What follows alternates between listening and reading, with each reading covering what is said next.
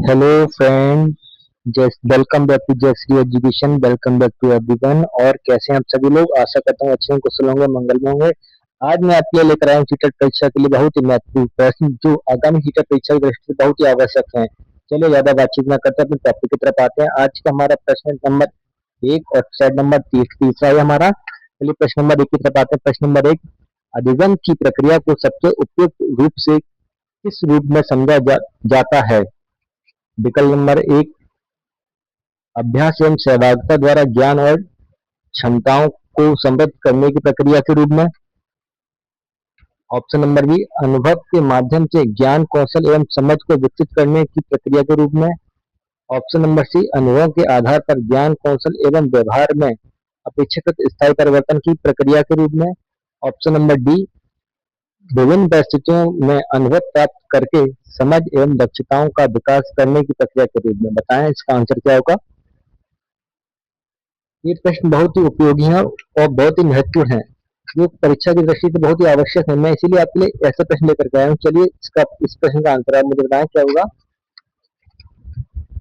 अधिगम की प्रक्रिया के संबंधित सबसे उपयुक्त आंसर इसमें मुझे एक ही दिख रहा है। अभ्यास एवं सहभागिता द्वारा ज्ञान क्षमता को समृद्ध करने की प्रक्रिया, ये तो हो नहीं सकता है।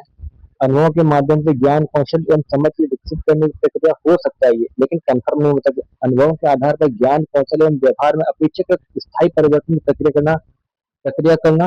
या ऑप्शन नंबर डी, विभिन्न परिस्थितियों में अनुभव प्राप्त करके समझ एवं दक्षता का विकास करने की प्रक्रिया। तो अधिक अधिक स्थायी परिवर्तन किसमें दिख रहा है? ऑप्शन नंबर सी में। तो इसका आंसर क्या? Option number C is the correct answer होगा। चलिए अगले प्रश्न की तरफ आते हैं।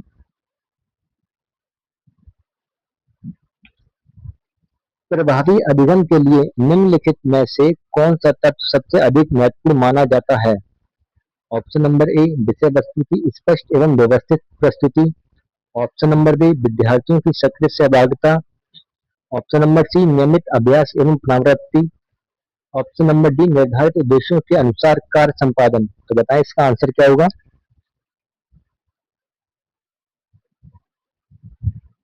सीटेट के प्रश्नों में टैग वर्ड्स को भी मैं आपको बताऊंगा, टैग वर्ड्स कैसे होते हैं। इसमें अधिकांश ध्यान से पढ़ेगा। सब कौन सा आपको पॉजिटिव लग रहा है आपको सभी प्रश्नों में? ऑप्शन इसका, वस्तु की विषय वस्तु की स्पष्ट एवं व्यवस्थित प्रस्तुति करना, ये अच्छा ठीक है, सही लग रही है, अंदाज से लग रहा है। थोड़ा पढ़कर देखो। विद्यार्थी को सक्रिय सहभागिता, जब तक विद्यार्थी किसी कार्य को सक्रिय रूप से नहीं करेंगे तो उसमें सफलता प्राप्त नहीं कर सकते। तो इस प्रश्न का आंसर क्या होना चाहिए? विद्यार्थी को सक्रिय सहभागिता के आधार पर ही उन्हें अधिगम के लिए महत्वपूर्ण माना जाता है। जब तक सक्रिय नहीं होंगे तो कुछ नहीं कर पाएंगे। तो आंसर क्या होगा इसका? Answer option number B is the correct answer होगा इसका। चलिए अगले प्रश्न की तरफ आते हैं।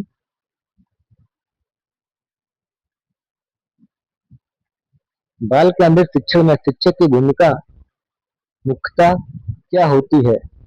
विद्यार्थियों की अधिगम गति के अनुसार शिक्षण को अनुकूलित करने वाले की, विद्यार्थियों को सीखने के अवसर उपलब्ध कराने वाले संगठक की। ऑप्शन नंबर सी, विद्यार्थी कक्षा की गतिविधियों को व्यवस्थित करने वाले संचालक की। या ऑप्शन नंबर डी, विद्यार्थियों के अधिगम को दिशा देने वाले मार्गदर्शक और सहायक की। तो बताएं इसका आंसर क्या होगा प्रश्न नंबर 3 का? पॉजिटिव बस देखिए, कुछ नहीं है, सारे सारे क्वेश्चन ऑब्जेक्टिव एक से ही लग रहे हैं। तो इसका आंसर थोड़ा सोच के बताएं क्या होगा। इसका आंसर होगा ऑप्शन नंबर डी, विद्यार्थियों के अधिगम को दिशा देने वाले मार्गदर्शक की सहायक के रूप में होती है। शिक्षण में शिक्षक की भूमिका, अगर मार्गदर्शक नहीं देगा शिक्षक तो उसके क्लास में कोई महत्व ही नहीं है। सिर्फ शिक्षक का महत्व, प्रथम कार्य अपने छात्रों को मार्गदर्शन देना, उनकी सहायता करना और उनके लिए सहायक बनना। ठीक है, तो क्या होगा? Option number D is the correct answer. चलिए अगले प्रश्न पर आते हैं। अधिगम को अधिक प्रभावी बनाने के लिए शिक्षक को किस पर ध्यान देना चाहिए? अधिक अधिक प्रभावी बनाने के लिए शिक्षक को किस पर ध्यान देना चाहिए? आप देख सकते हैं, अगर आप पढ़ाते हैं तो आप समझ सकते हैं इस प्रश्न का आंसर। विद्यार्थियों के अनुभवों और आवश्यकताओं पर, पाठ्य पुस्तक की निर्धारित गति पर, विषय वस्तु के अधिगम अभ्यास पर, कक्षा में नियमित गतिविधियों पर। बताएं इसका आंसर क्या होगा? अधिगम को अधिक प्रभावी बनाने के लिए महत्वपूर्ण कार्य क्या होता है शिक्षक का? विद्यार्थी अनुभवों और आवश्यकताओं पर अधिक से अधिक बल देना, ध्यान देना और उन आवश्यकताओं को पूर्ति करना। यानी कि छात्र क्या जानता है, छात्र की आवश्यकताएं क्या है, बच्चा क्लास में क्या कर रहा है क्या नहीं, ये सभी चीजें शिक्षक को पता होनी चाहिए। इसका आंसर क्या होना चाहिए विकल्प का, प्रश्न का? ऑप्शन नंबर ए, विद्यार्थियों के अनुभव और आवश्यकताओं पर ध्यान देना चाहिए। Option number A is the correct answer. चलिए अब आगे बढ़ते हैं। प्रश्न नंबर 5 है हमारा, विद्यार्थियों के पूर्व ज्ञान का शिक्षण में क्या महत्व है? यह सीखने की गतिविधियों को व्यवस्थित करता है, यह नए ज्ञान को समझने में सहायता करता है, यह विषय वस्तु के परिचय को सरल बनाता है, यह अभ्यास के अवसरों को बढ़ाता है। तो इसका आंसर क्या होगा प्रश्न नंबर 5 का?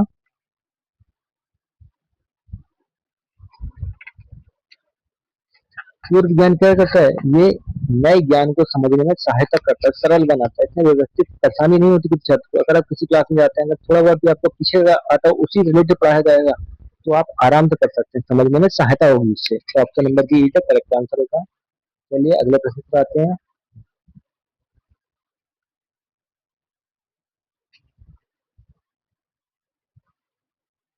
निर्माणवादी दृष्टिकोण के अनुसार विद्यार्थी ज्ञान का निर्माण कैसे करता है?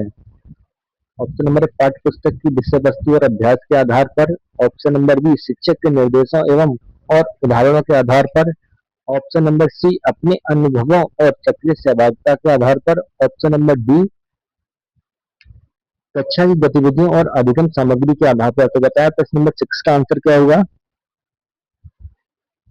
इसमें आप बताएं कौन सा अच्छा, सबसे उपयुक्त विकल्प? सारे पॉजिटिव हैं, कोई नेगेटिव नहीं है। सबसे उपयुक्त विकल्प कौन सा दिख रहा है? अपने अनुभव और सक्रिय सहभागिता के आधार पर, यानी option number C is the correct answer. विकल्प नंबर सी प्रश्न नंबर 6 का सही आंसर होगा। चलिए अगले प्रश्न पर आते हैं। सीखने में प्रेरणा का मुख्य योगदान क्या है? यह विद्यार्थियों को सीखने की गतिविधियों से जोड़ती है, यह विद्यार्थियों को कार्यों से परिचित कराती है, यह विद्यार्थियों को अभ्यास के अवसर प्रदान करती है, या ऑप्शन नंबर डी, यह विद्यार्थियों को सीखने के लिए सक्रिय बनाती है। तो बताओ इसका आंसर क्या होगा?